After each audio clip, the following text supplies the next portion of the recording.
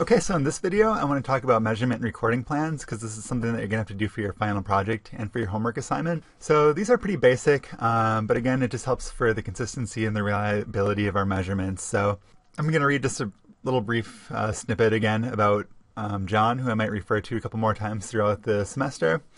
So for this activity, it says to complete a measurement and recording plan for John, who's a client who's been diagnosed with pathological gambling, and we've talked about this before. It says he's been abstinent for 2 weeks, but he's coming back to your agency because he's concerned about urges to gamble that he's experiencing.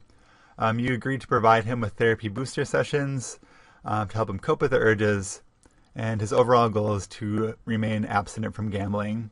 So complete the attached measurement and recording plan. So I've already gone and completed this, and this will be up on D2L. But essentially, this is something just really basic. So you can talk to your client about what you think is a good idea for coming up with a measurement recording plan. But it's always good to have two measures, right? So by having two measures, we can look and see whether or not the two measurements of the problem are correlated well together, or if maybe one thing's telling us something differently. And then we might know that there's something wrong with one of our measurement tools. So for this one, obviously name John Smith. The first observer is himself. So we talked about verifying sources. So if this was something like his spouse was measuring it, then that could be something that was a second verifying source. So his problem operationally defined was a score on individualized rating scale, intensity of gambling urges. So you might remember this from the previous lecture.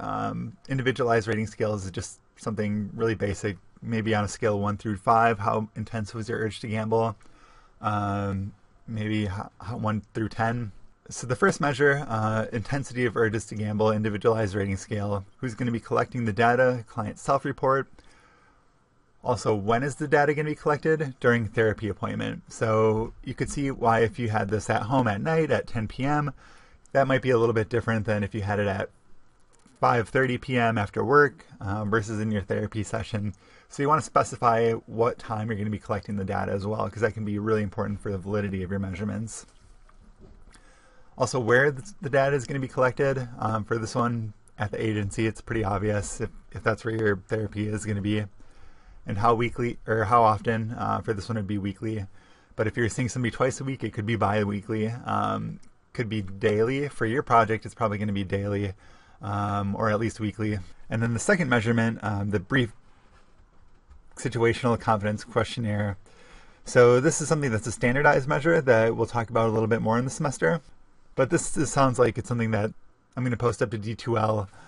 But it's something that is a standardized measure that's been researched, and we already know the norms, the reliability and validity of the measurement tool. So again, he would be collecting, or he would be reporting on the data during the therapy appointment at the agency weekly.